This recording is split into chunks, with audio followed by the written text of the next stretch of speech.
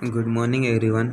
जैसे कि हमारे टॉपिक आर्टिकल्स चल रहे थे और हमारे ए और एन का यूज़ हमने देख लिया था और हम देख रहे थे कि अच्छे से समझने के लिए कि ए और एन का यूज़ और कहाँ कहाँ किया जाता है।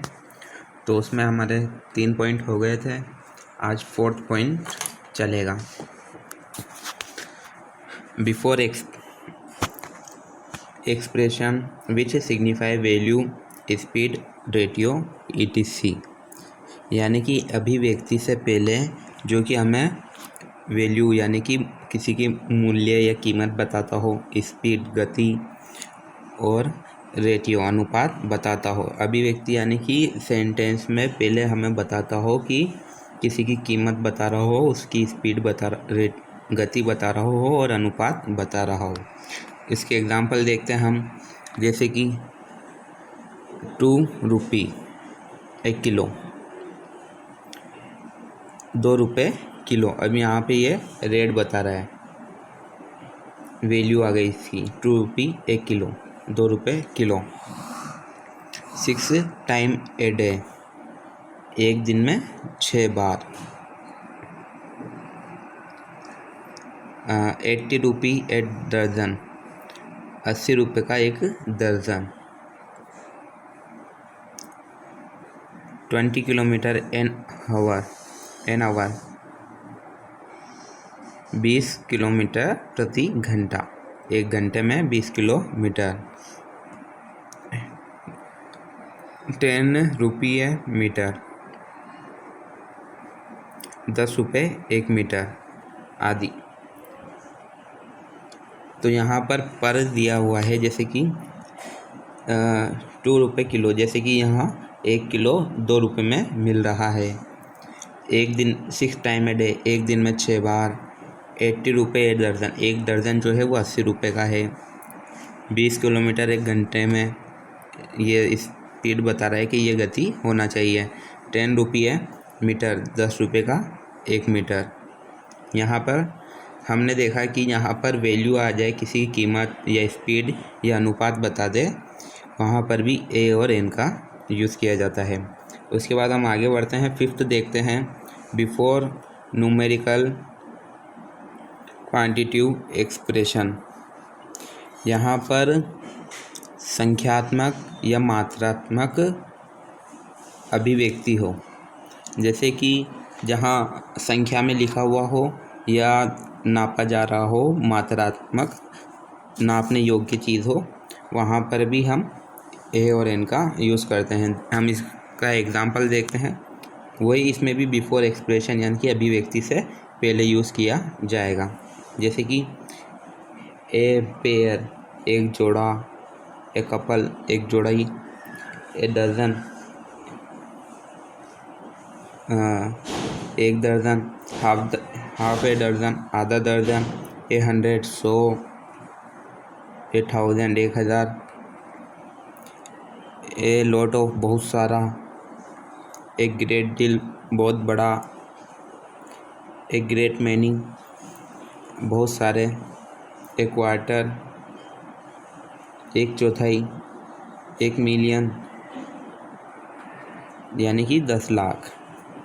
इस तरह से हम देखते हैं कि जहाँ पर एक जोड़ा की बात की जाए या एक दर्जन की बात की जाए, आधा दर्जन, इस तरह की बात की जाए, या संख्यात्मक बात की जाए कि 100, 1000, 10,000, 1 लाख, 10 लाख, इस तरह से, तो वहाँ पर भी ए और हम एन का यूज़ करेंगे। इसका 6 है, A is also used to convey the sense of being the same or the same kind. एक का यूज़ या एक का प्रयोग समान या समान होने की भावना को व्यक्त करने के लिए भी किया जाता है। जहाँ पर सेम हो और या समान सेम होने की भावना व्यक्त की जा रही हो, वहाँ पर भी इसका यूज़ किया जाता है ए का। जैसे कि हम देखते हैं, birds of a feather flock together,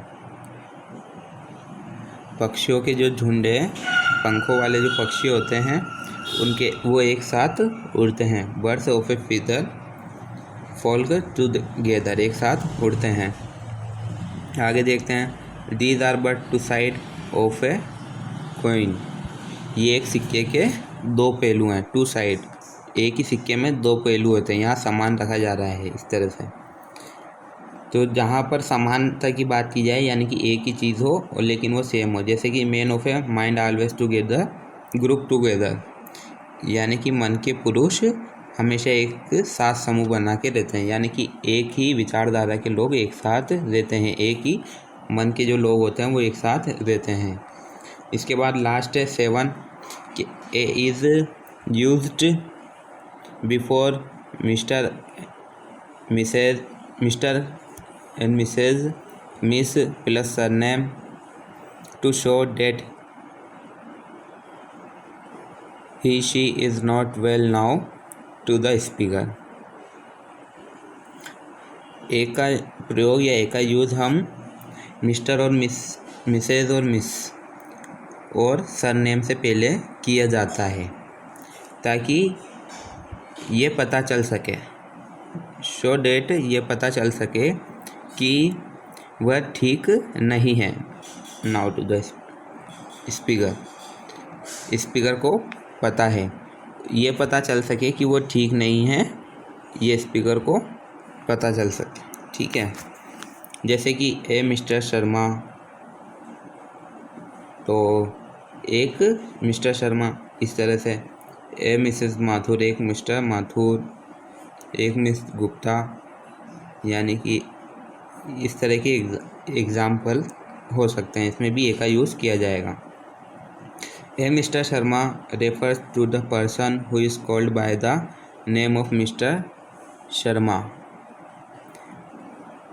एक जो मिस्टर शर्मा है वो उस व्यक्ति को संदर्भित करता है जिसे कि मिस्टर शर्मा के नाम से पुकारा जाता है। But he is not known to the speaker, लेकिन वह स्पीकर को नहीं जानता। In case one is an acquaintance we write only Mr Sharma और मिस्टर माथुर। ऐसे केसेस में या ऐसे मामलों में या ऐसे सेंटेंस में एक परिचित है, हम केवल मिस्टर शर्मा या